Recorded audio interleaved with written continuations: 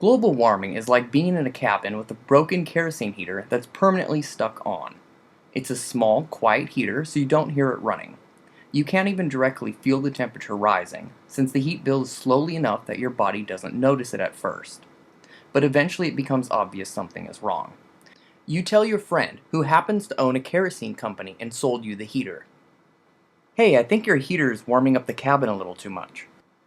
"No, that couldn't be. There is no evidence that my heaters generate any dangerous heat." Uh-huh.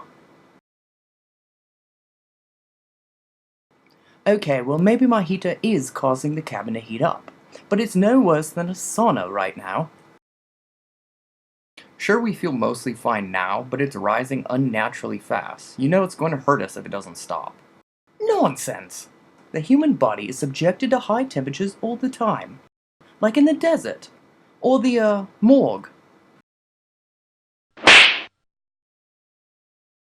It becomes clear that you are not going to get any help from him, so you have to do it yourself.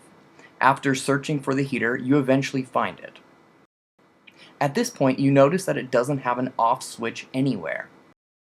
You ask your kerosene buddy, whose name is Fred C. Koch, why he didn't build the heater with an off switch. "Oh my callow and tenderfoot boyo, that would require additional money that I could better spend on more important things." Is that a Louis Vuitton teddy bear eating caviar on a diamond-crusted Hot Wheels car? That's gotta be a metaphor or something, I don't know. Ask Fred, I'm just the narrator. "Plus, the government doesn't say I have to."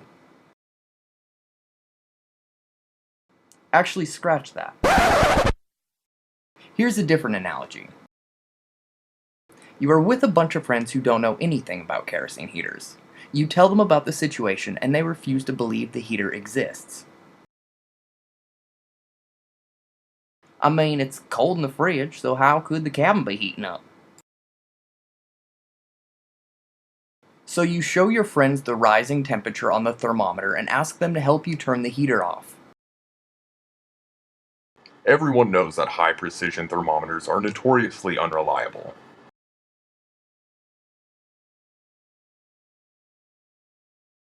"Okay, it's getting hot. You sure it's the heater though? Maybe it's the sun."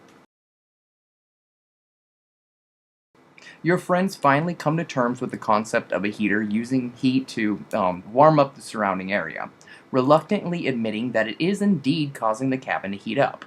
But then they claim the heat isn't dangerous because Coke from analogy number 1 told them so. You spend the next few hours hopelessly trying to get your mechanic friend to find a way to shut it off.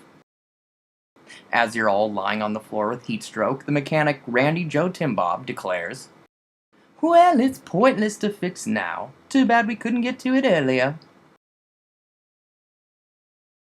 But then one of your friends comes up with a suggestion. "Just leave the cabin."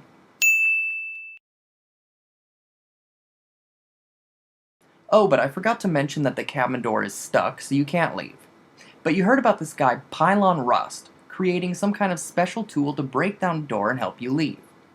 Sadly, he's battling a severe disease called the SEC, which is harming his work.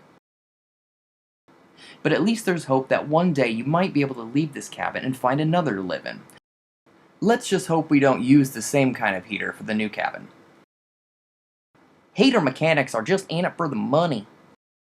"Hey guys, I heard lizard people make thermometers to push their cabin warming agenda." "Al Gore is wrong about man-made kerosene heaters. Everyone knows they're all natural." I hope you enjoyed watching the first video of my new Rotten Analogies series. Make sure you're subscribed to get more of these by clicking the subscribe button below. You can also show your support by sharing the video or giving it a like, and I might even throw in a Louis Vuitton teddy bear eating caviar on a diamond-crusted Hot Wheels car or two. Do you have any rotten analogies for global warming? Let me hear them in the comments below. Thank you all, and have a mindful day.